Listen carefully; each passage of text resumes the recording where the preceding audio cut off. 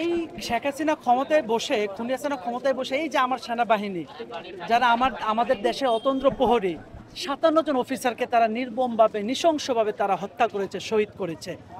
এই মানবিক দৃষ্টিকোণ থেকেও তো আপনার সেনাবাহিনীর উচিত আমাদের সাথে সহযোগী হয়ে এই ধানমন্ডি ৩২কে ভাঙ্গায় সামিল হওয়া, কিন্তু সেনাবাহিনী সেটা করছে না। তারা সেটা করবেই বা কেন? আমার প্রশ্ন হচ্ছে, এখানে যে সকল সেনাবাহিনী আমাদের উপর নির্বিচারে গুলি চালাচ্ছে, বারবার লাঠি সোঁটা দিয়ে আমাদের উপর আক্রমণ করছে, এরা কি বিসিএস পরীক্ষায় আপনার প্রশ্নপত্র ফাঁসে এরা আপনার সেনাবাহিনী হয়েছে কিনা, এটা হচ্ছে জাতির কাছে আমার প্রশ্ন। এটা এইরকম যদি না হতো, এরা যদি প্রকৃত দেশপ্রেমিক হতো, তাহলে আমাদের যে কাতারে, এই কাতারে তারা আসতো, আমাদেরকে সহযোগিতা করতো। আমাদেরকে যেহেতু তারা সহযোগিতা করছে না, এর দ্বারা তারা বোঝা যায় যে তারা সঠিক পথ দিয়ে তারা বিসিএস ক্যাডার হয়নি, তারা ভিন্ন পথে প্রশ্নপত্র ফাঁস হয়ে তারা বিসিএস হয়েছে।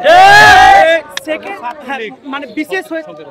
সেকেন্ড বিষয়টা হচ্ছে, দেখেন, যে খুনি হাসিনা আমাদেরকে নির্মমভাবে শেষ করলো, আমাদের প্রত্যেকটা খাত, শিক্ষা খাত থেকে শুরু করে ব্যবসায়িক খাত বলে, অর্থনৈতিক, রাজনৈতিক প্রত্যেকটা সেকশনে সে আমাদেরকে একেবারে মাটির সাথে ধূলিসাৎ করে দিল, আমাদেরকে 100 বছর পিছিয়ে দিল।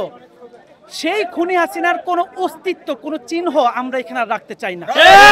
এই জন্য আমাদের যে ন্যায্য দাবি, সেটা হচ্ছে যে আমরা ধানমন্ডি ৩২কে গুড়িয়ে দিব। যে ধানমন্ডি ৩২-এ বসে সে বাংলাদেশের বিরুদ্ধে, বাংলাদেশের জনগণের বিরুদ্ধে সে আপনার কি করেছে, ষড়যন্ত্র করেছে, নীল নকশা তৈরি করেছে এবং বিনদেশি ভারতের সাথে সে আতাত করেছে, সে তার অস্তিত্ব আমরা বুলডোজার দিয়ে গুড়িয়ে আমরা নিঃশেষ করে দিতে চাই।